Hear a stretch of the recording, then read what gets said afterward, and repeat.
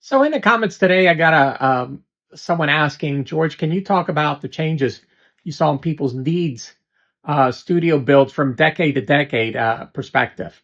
So, and then you see, is it makes a great '60s recording? Okay, so in the '80s, because I started selling pro audio gear in '87, I was involved in the studios before that, and in the '80s, I would say it was all about MIDI just coming into being a thing. Uh, and as far as me selling stuff, it was all about tape machines. You would sell 4 track, 8 tracks. There was the half-inch, Tascam machine. There was the quarter-inch Fostex machine. So 2 inch Sony, the APR 24.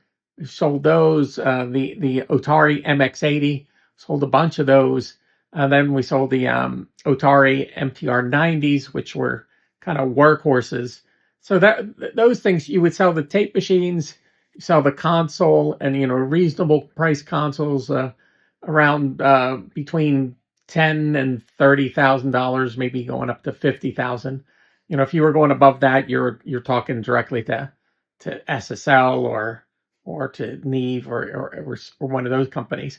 But the little tack Scorpions, we would sell those with an MS-16, and or and that would work. So that was kind of like when I worked from TechCom from '87 to '92. That's what I was seeing in the early '90s.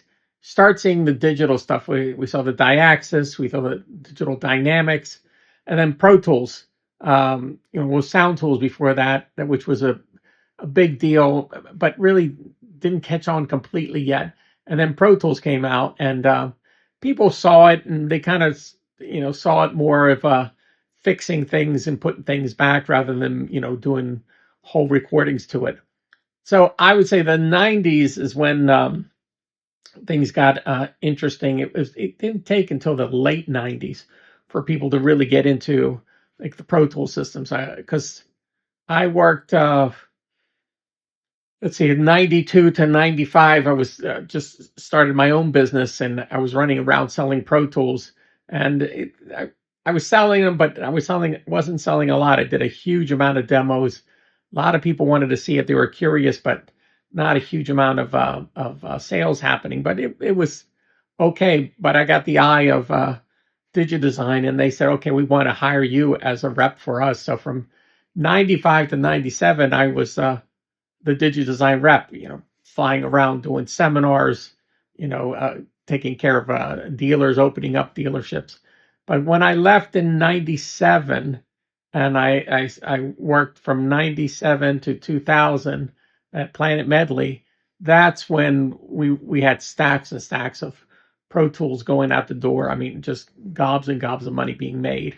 Um, the other thing I would say in the '80s, didn't sell a lot of outboard mic pre's and outboard EQs and that kind of, and outboard reverbs, because you sold PCM 70s, PCM 80s, that kind of, those digital reverbs, and they were around $2,000 or so. The Quantex were really expensive. The 480s were really expensive. The Lexicon, the higher end stuff. So that's kind of what was going on over there.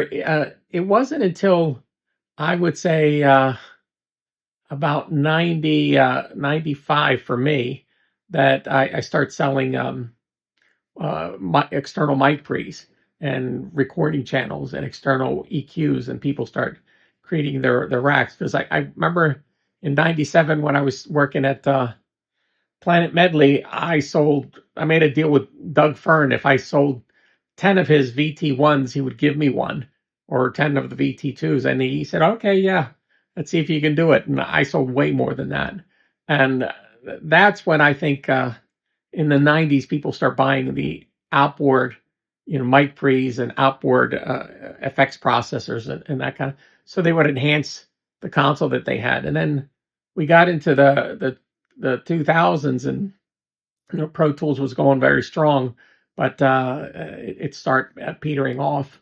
The demand for it by 2010, I would say.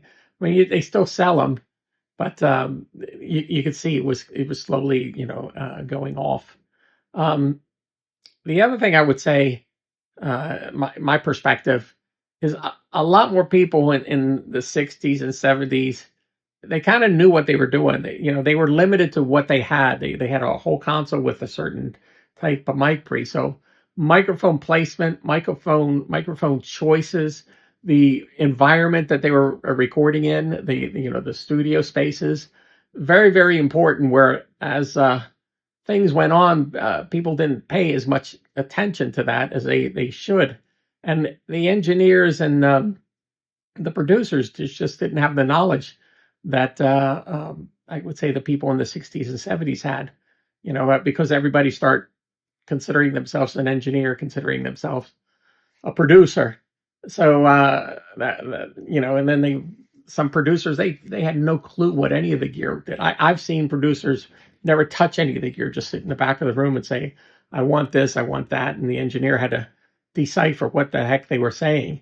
So I that's the other thing I was noticing. And then when we got into the 2010s to say now, um, everything's gotten cheaper. And the sound quality's gotten better on the cheaper gear. It's become more available. It's easier to put quote unquote a studio together, and the definition of a recording studio is it went from having a console and big monitors and an acoustically designed room to it's studio furniture, a computer screen, and a couple speakers, and whatever microphone they could grab. And I mean, some places they consider themselves a studio, and there's no big room to record in. There's no ISO booths. It's just a room with a microphone. And God bless them. If that's how they're getting their work done. But I would say the music is just not as interesting as it is. And then you have the whole flip side of what's going on in the music business end of things. What are the record companies putting out, and if there's record companies at all in this whole streaming service. So I hope this kind of answers your questions. I mean, it sounded like you wanted to know what was going on. Oh, and the other thing you're saying, are there any pieces that were game changers? When the ADAT came out, that was a big deal. The D88s came out, that was a big deal because it was cheaper to have, modular multi-track machine. I remember with the Mackie console coming out, that was a big deal. People start buying those. There was a whole waiting list for those things. The Eventide H3000, that was a big deal when that came out. But that, I guess, the biggest game changer is Pro Tools. I mean, that's, if you had to boil it down, what was the biggest thing in like the last, I would say 20 years or so, 20, 30 years, it's Pro Tools. Because it's everybody, that's what started things. When I say started things, that's what was affordable for people to get into. There were systems before that, but they weren't affordable. That was a system that was affordable, and people built off of it. And you could create a whole industry off of just selling Pro Tools and all the peripherals, the hard drives, the CD burners, the mastering software, the plugins, all that kind of stuff. And that kind of slowly, as they kind of laid the groundwork for what they were doing, other people got involved. Logic and was PreSonus as a Studio One, and was Reaper, and all these other things. So I hope that answers your question. I'm rambling a little bit, but that's the way I see it. In a nutshell, the old guys, they were wearing lab coats and, really knew their gear because they were limited to what they could use.